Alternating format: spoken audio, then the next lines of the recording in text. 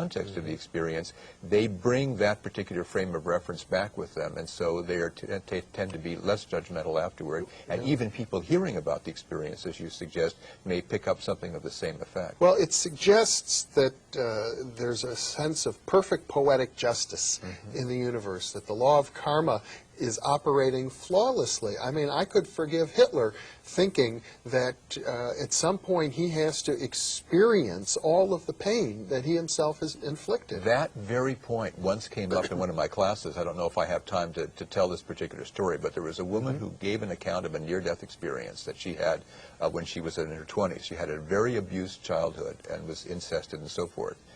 When she came into the presence of the light, you know, people, when they get into the presence of the light, they can sort of ask almost any question, and the question will be immediately telepathically answered. And her question was, does everybody come into this light? And she was given the answer telepathically, yes, that everybody does. Then she said, even my father, who had done these terrible things, you know, even Hitler, and the answer was always yes. When it came time for questions from my students and myself, somebody said, how can you say that Hitler, you know, this paragon of moral evil and so forth, could actually have this particular experience of coming into the light? And she said, you have to understand there's a price. First, you have to look at your life. So just as you say, can you imagine what the life review of Hitler would have been like to have gone through? Because one of the things that people say about the near-death experience in regard to the life review is that you become aware of the consequences of your actions, whether you intended them or not, and even whether you are aware of the repercussions or not. So, I mean, if you think of all the ramifications of Hitler's, you know, decisions about how things were going to be done prior to and during World War II, not just with the Jews, but with all the atrocities.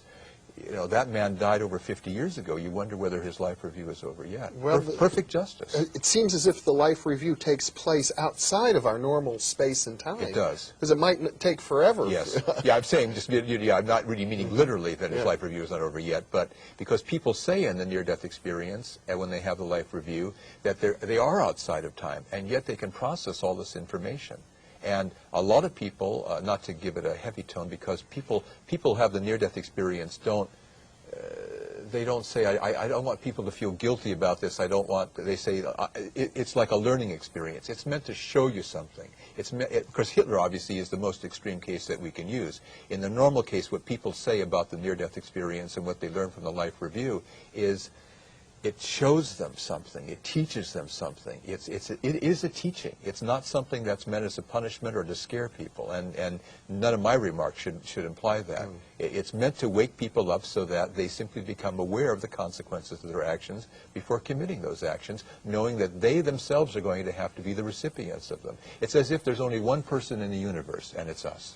Well, Dr. Kenneth Ring, you're really showing me here that the near-death experience is not just for the experiencers, but it's for all of us who are hearing of it and learning about it. Thank you so much for being with me. Thank you, Jeffrey. And thank you for being with us.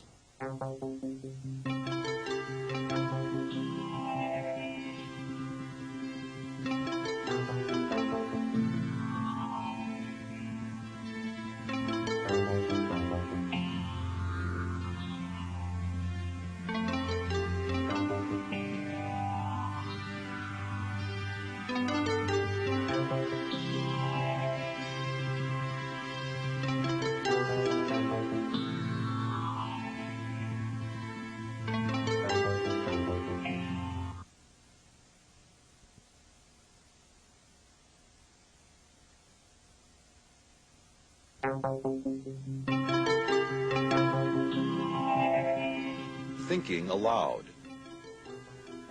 Conversations on the leading edge of knowledge and discovery with psychologist Jeffrey Mishlove.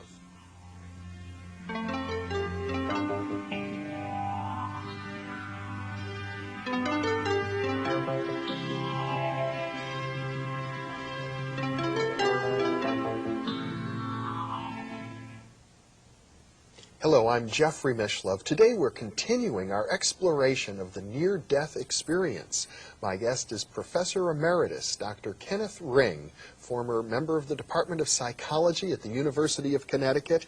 He is co-founder and past president of the International Association for Near-Death Studies. Dr. Ring has written numerous books about the near-death experience, including Life at Death, The Omega Project, Heading Toward Omega, Mind, Sight, and Lessons from the Light. Welcome, Ken. Thank you, Jeffrey. It's a pleasure to be with you again. In our previous interview, we talked about what may be misnamed as the life review process. You made the point that it's not just a review of our past experiences, like some people would say, my life flashed in front of me. It's a profound re-experiencing of one's life, along with all of the impact that one has had on other people. Yeah, it's a total experience. The life review is almost the passive aspect of it, but it really is a reliving of your life, and that's the term that some people use. And as you say, when we go through life, it's almost like we go through life with blinders, because we're not fully aware at the time or even afterward of all the effects of our actions, nor do we think that our thoughts and feelings have effects in their own right. But when we go through the life review experience, we see we have the full picture. As I was saying, we have an almost omniscient understanding of our actions, of why we do the things that we do, and how they have particular kinds of consequences in the lives not only of ourselves but of other people. Now, I have to think... So it's a revelation, really. It's a revelation. It sounds awesome. Yeah. But I would have to think that many of your colleagues in the psychology profession, in particular, probably the most skeptical of all of the sciences when it comes to these sorts of experiences, that they must say we cannot accept these at face value because these experiences transcend any other kind of experience that we know about. The very thought that somebody in a matter of moments can review their life and experience what other people felt, it would seem impossible. Well, I think on the face of it, it does, and in terms of conventional science, it is.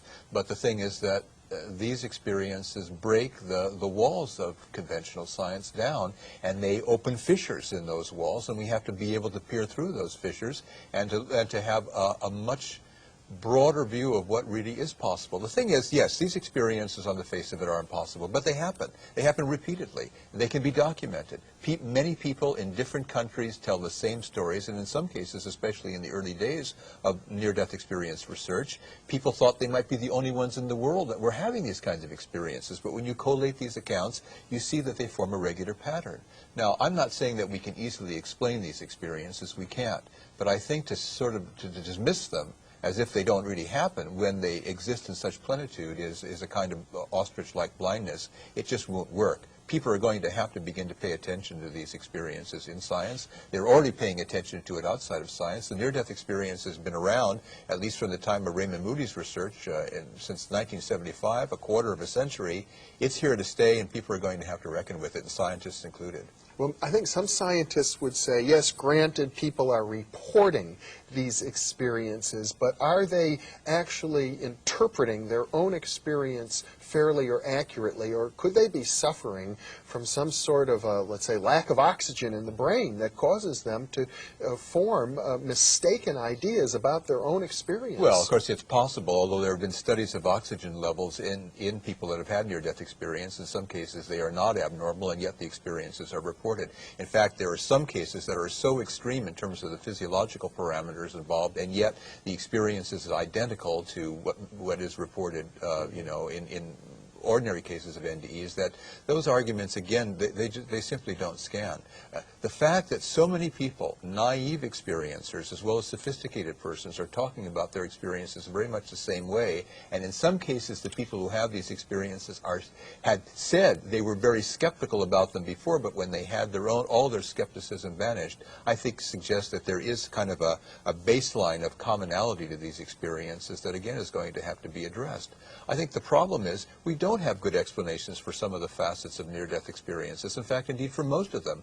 How can one, for example, go into the light, which many people report, and not only be overwhelmed by the feelings of love and unconditional acceptance, but be given a kind of almost omniscient or universal knowledge? I mean, how is it possible that this kind of knowledge can pour into us? We don't know. But maybe something, you know how we often hear the expression, we only use 5% of our brain or 7% of our brain or whatever the, you know,